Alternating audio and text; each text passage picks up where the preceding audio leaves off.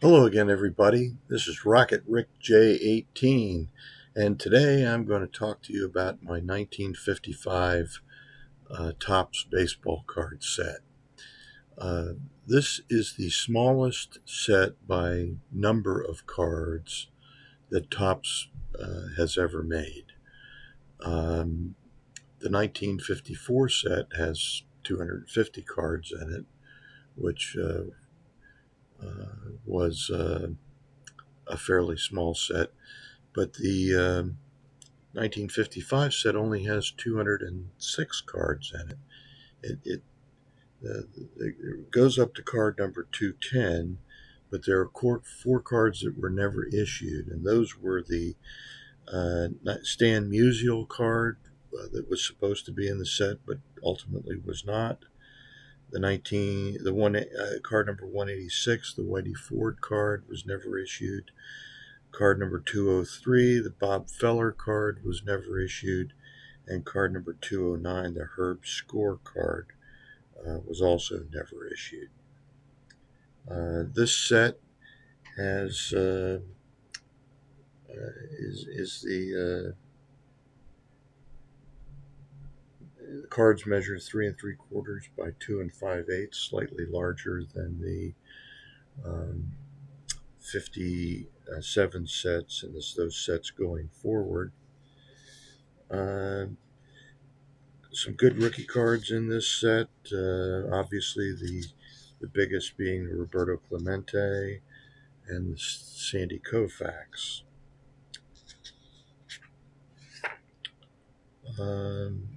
The cards themselves are very similar to the 56 Topps cards, except that they have facsimile autographs, and then they have a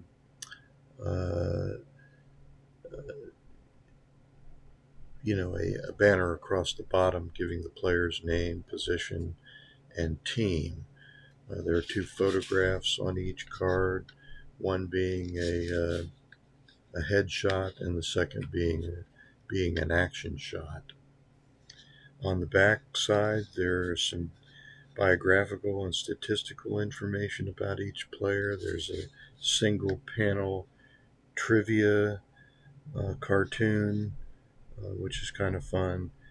There are the minor league statistics if there were no previous major league statistics, or there's the 1954 year in the majors, those year-long statistics or season statistics, and then lifetime statistics going beyond that.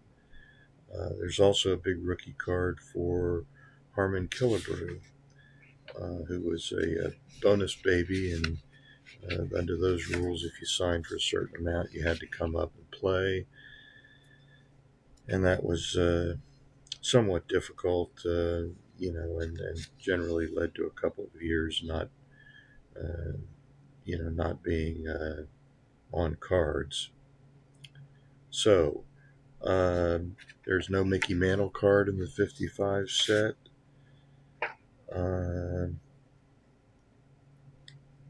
No Roy Campanella card in this set. The high number cards, being from number 161 to 210, are the most challenging to find, and cards that are between 151 and 160 are nearly as scarce as those.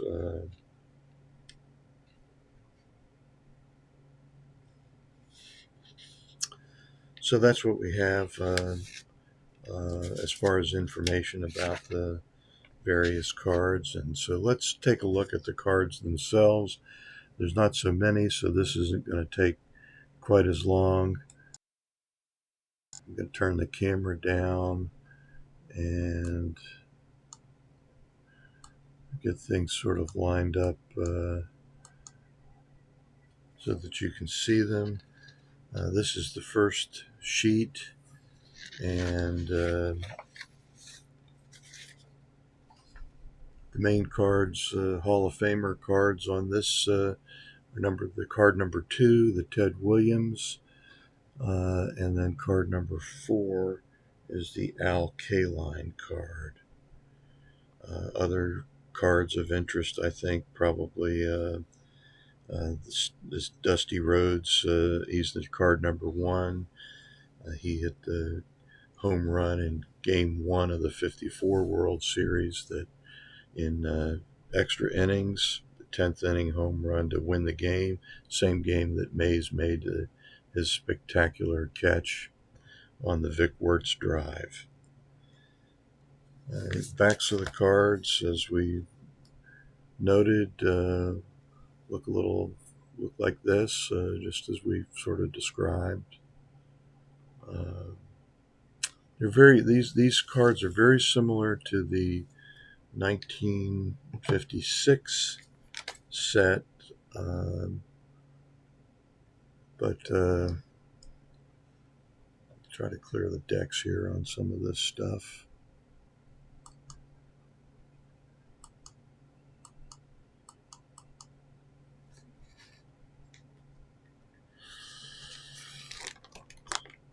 So the next sheet, there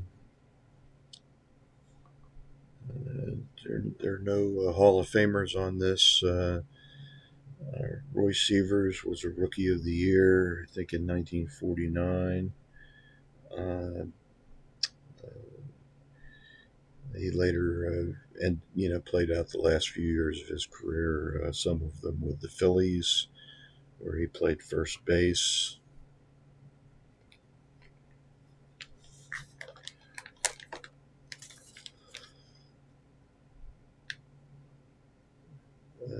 Next sheet, Hal Newhouser, 2 Cy Young Awards during the war years with Detroit. Here he's pictured with the Cleveland Indians.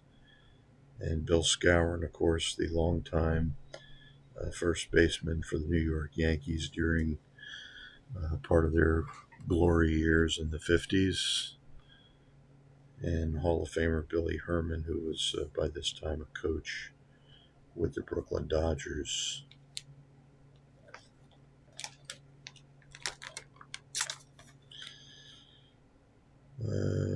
Johnny Padres is pictured on this sheet. Hall of Famer Warren Spahn. Padres was the hero of the 1955 World Series, so you look at the winner of Game 7 to give you the Dodgers their first World Series victory, and their first against the Yankees also. Dick Groat was the batting champion in an MVP in 1960 for the National League. Helped lead the Pirates to a world championship along with Roberto Clemente, who had an absolutely outstanding World Series. Came in second in the batting race to Dick Groat, and many people think he probably should have won the MVP that year as well. Warren Spahn, as we mentioned, a great pitcher for the Milwaukee Braves, the Boston Braves before that. Ernie Banks, a Hall of Famer with the Chicago Cubs, also on this sheet.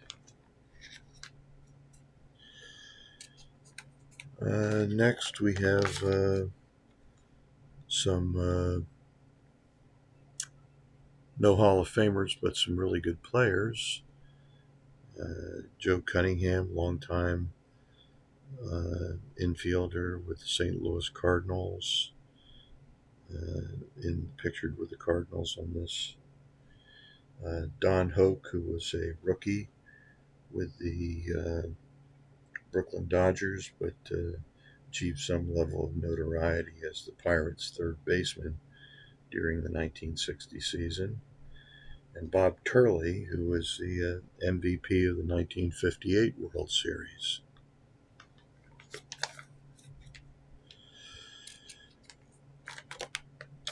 On the next sheet, we have one Hall of Famer, and of course that's Hank Aaron.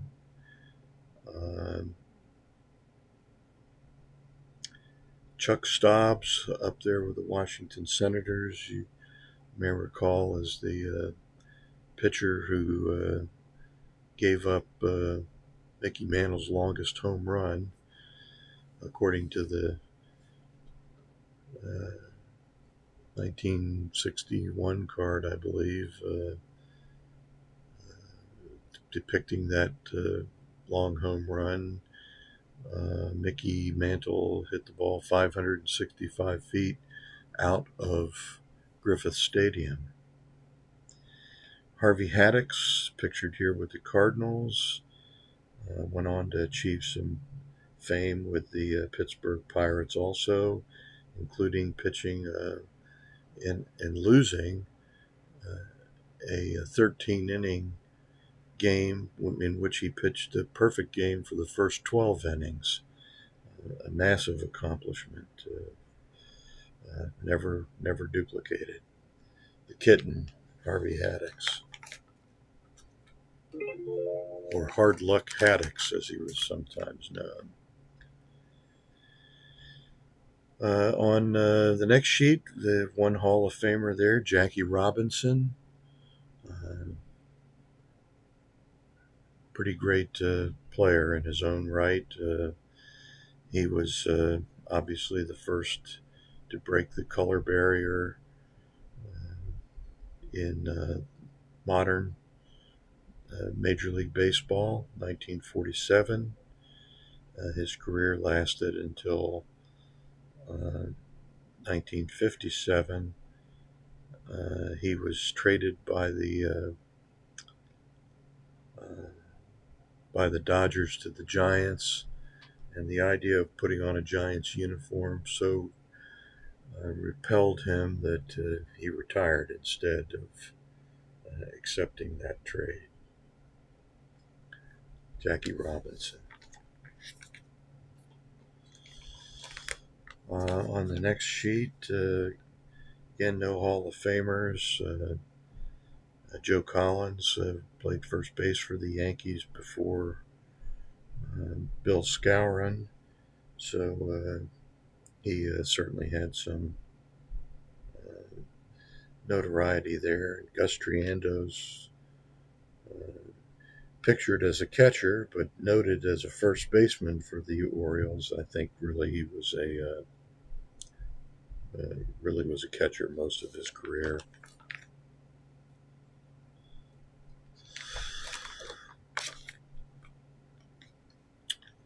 Some pretty good ball players on this sheet. In particular, we look at Al Rosen, who probably would have been in the Hall of Fame had his career lasted a little longer. I always wondered what happened to him. A friend of mine told me that he tried to play first base after having been asked to do that for the Indians, and he injured his hands and really couldn't swing the bat very well after that. So, big mistake on the part of the Indians. Al Rosen came within an eyelash of winning the Triple Crown. Only got beat out by Mickey Vernon by half of a point.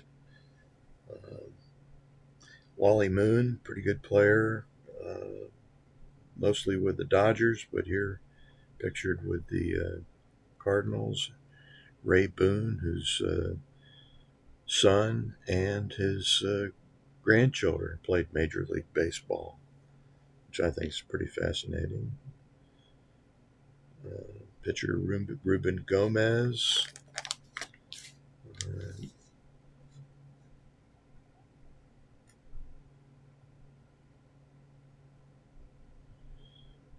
Ruben Gomez from Puerto Rico. was a great pitcher with the Giants, and I think I'm not sure where later on, maybe with the Senators, I'm thinking.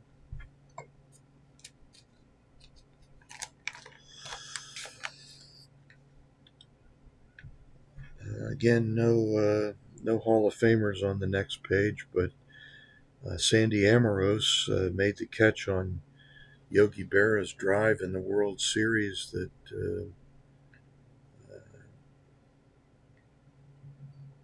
probably swung that game in favor of the Dodgers, who went on to win the World Series 4-3 in 1955.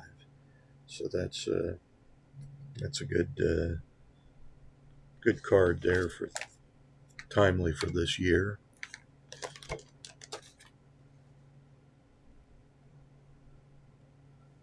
Uh, Gene Conley at the top of this page played both Major League Baseball and played in the NBA. So that's pretty notable for back then.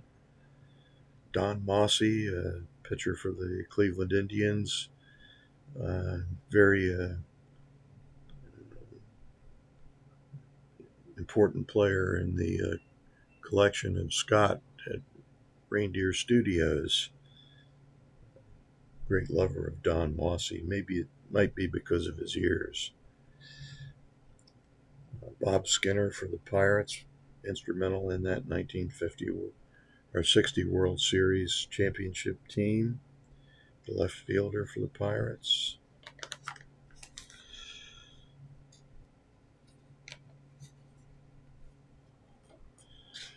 On the next sheet, we have Joe Frazier, but not smoking Joe Frazier.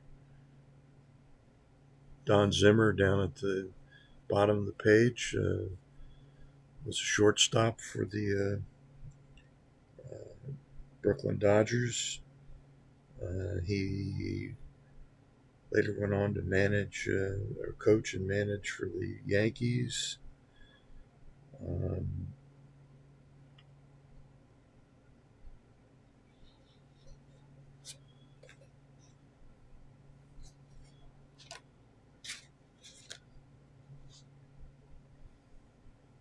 Next sheet, we do have Hall of Famer Monty Irvin, one of the great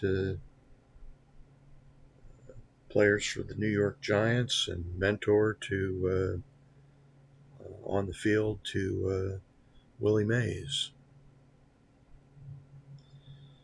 Wally Westlake,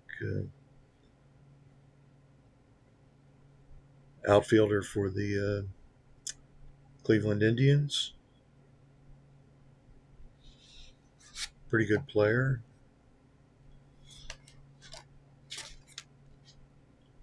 Here we've got Ed Lopat,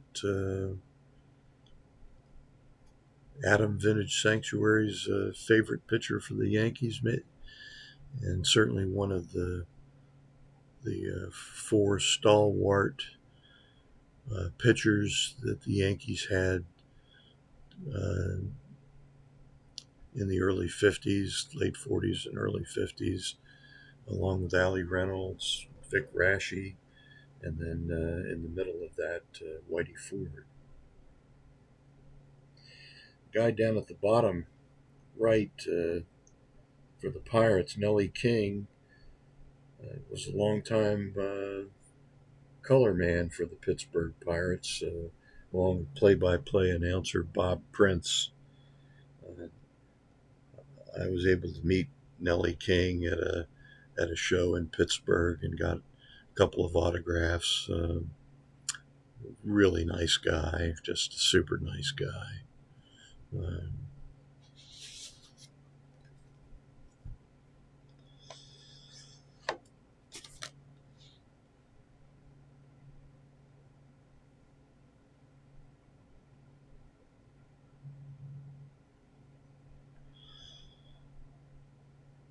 Next,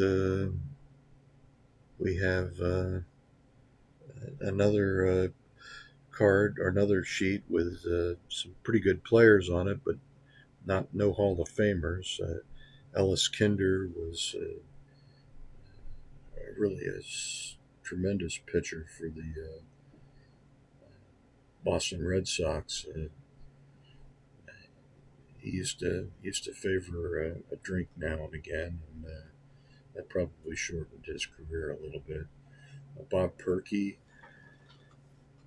later traded to the Cincinnati Reds and part of the Reds National League Championship team in 1961. Ted Closeup there, slugger for the Cincinnati Reds.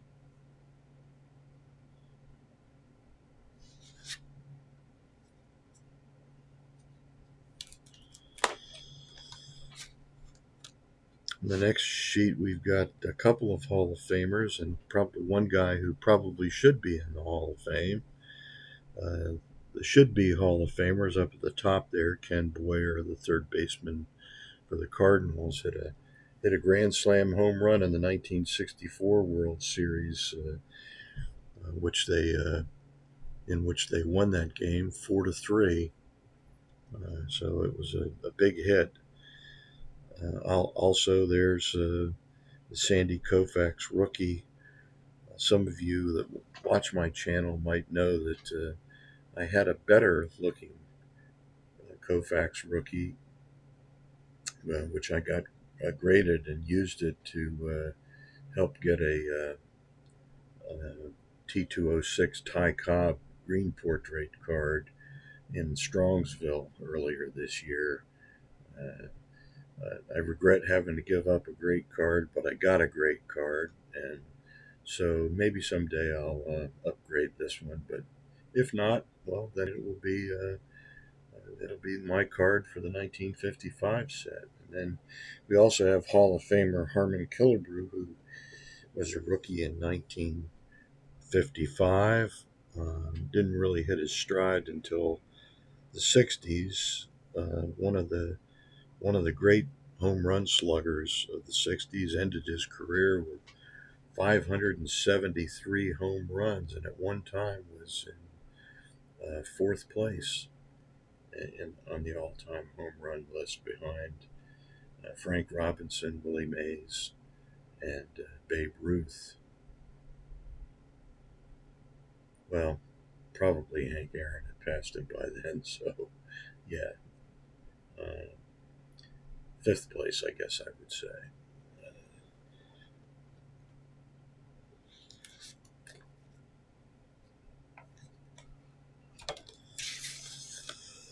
On the next sheet, again, no Hall of Famers. Joey J there, shown as a member of the Milwaukee Braves. Again, he achieved some notoriety as a pitcher for the Cincinnati Reds and part of their 1961 National League Championship team. Mayo Smith, shown as manager for the Phillies, replaced by Eddie Sawyer. Yeah, I think so, anyway. And of course, Gene Mauch ultimately going into the 60s.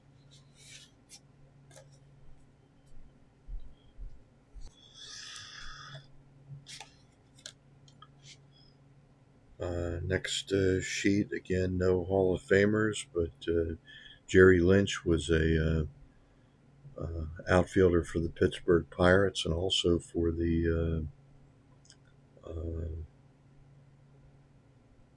Cincinnati Reds. Dick Schofield played on the infield, played infielder for the Dodgers, nicknamed Ducky. During their some of their 60s championship teams. And Mel Parnell was the great pitcher for the Red Sox during the late 40s and early 50s.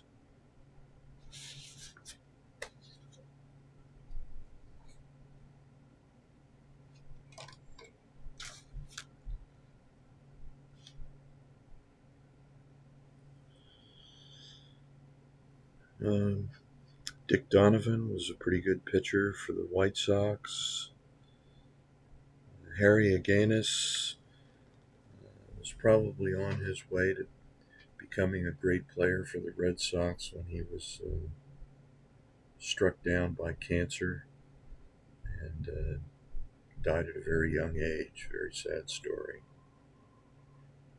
Mike Higgins, the Red Sox manager, probably not the nicest guy in the world, but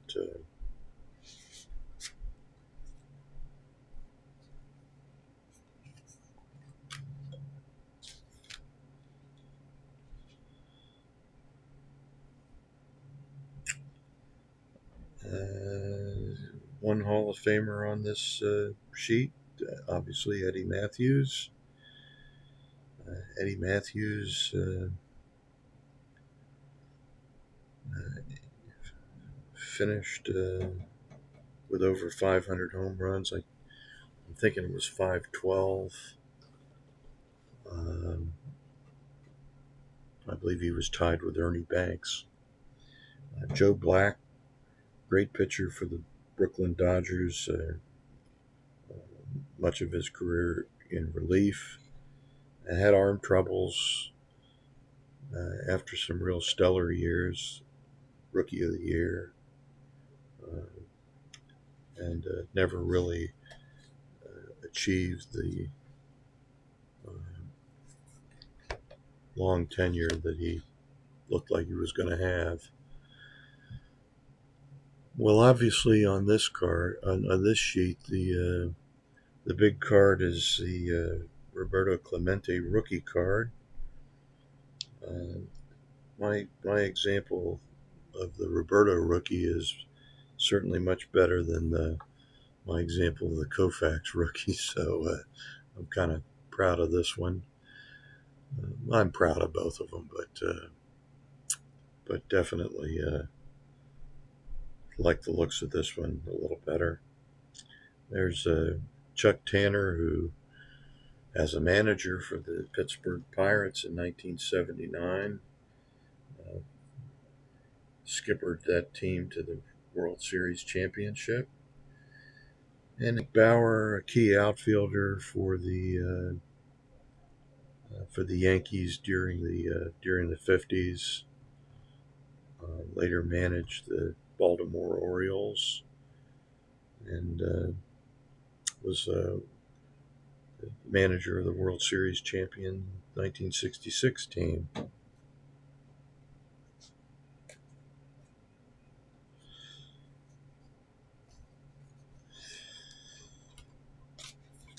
Okay, I want to be quick to point out that the Stan Musial card is a later issue. His card was not issued with the 1955 set, but had it been issued, this is where it would have been. So I stuck that in there just for kicks, and you'll see some of the others. That would have been card number 175.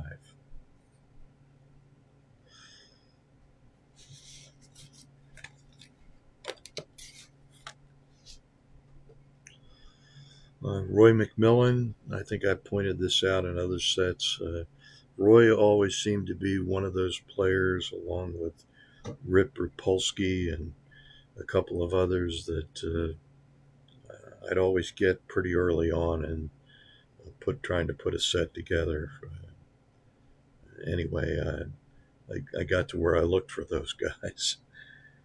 Here's also Clem Labine, who was a pitcher with the Dodgers and really an instrumental part of their teams early on in his career. He later pitched for the Pirates.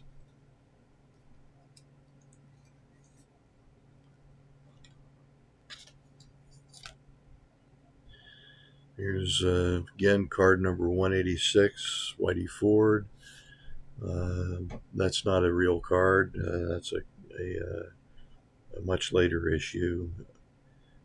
Had his card been issued with the 55 Yankee 55 top set, he would have been in this position, card number 186. Hall of Famer Gil Hodges is on this page, along with Phil Rizzuto and Eddie Stanky, manager for the Cardinals. I think he later managed the White Sox, I believe. Nicknamed the Brat, and that's definitely a miscut card, but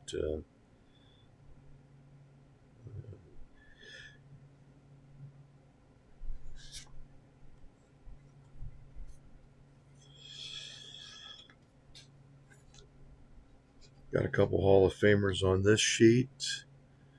Another guy, Johnny Sane, probably should have been a Hall of Fame pitching coach. Everywhere he went, uh, pitchers responded to his training. He was fiercely defensive of his pitchers, which often brought him into conflict with the managers. And he never really got the credit or the notoriety that he deserved, I think. Um, Great pitcher with the Braves, and then later with the Yankees. Willie Mays and Yogi Berra, two Hall of Famers there next to each other.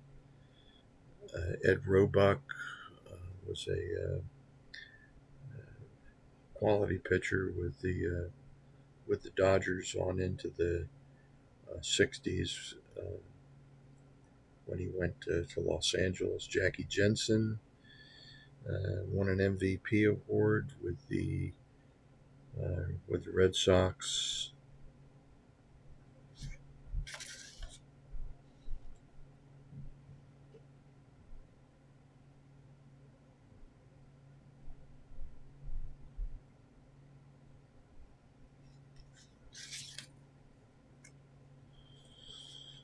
And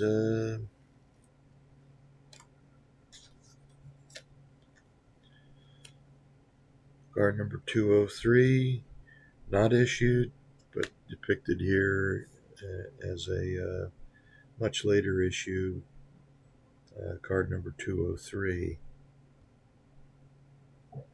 Sherm Lawler with the White Sox, catcher. And then finally, card number 209 with the Cleveland Indians, never issued, Herb Score, Hall of Famer Duke Snider, the last card in the set, fairly expensive for that reason. And then Louis Aparicio was not a regular issue, but came out with that same set, a subset of 5 cards, not part of not even a numbered card for the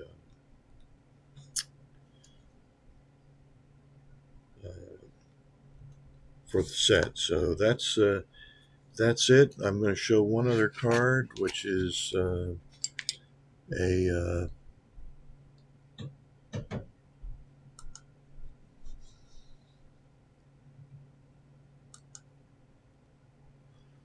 Frank Sullivan. This is a 55 Topps doubleheader, card number 21 and 22.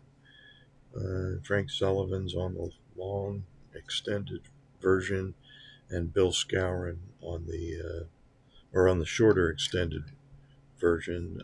Frank Sullivan, and if you fold the card out, the longer presentation is Bill Skowron.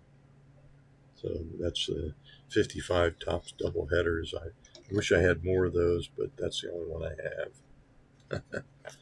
So there we go.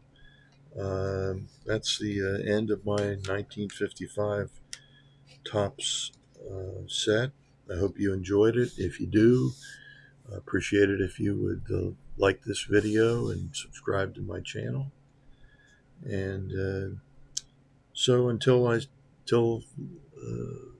we meet again, this is Rocket Rick J18, wishing that all your collecting dreams come true.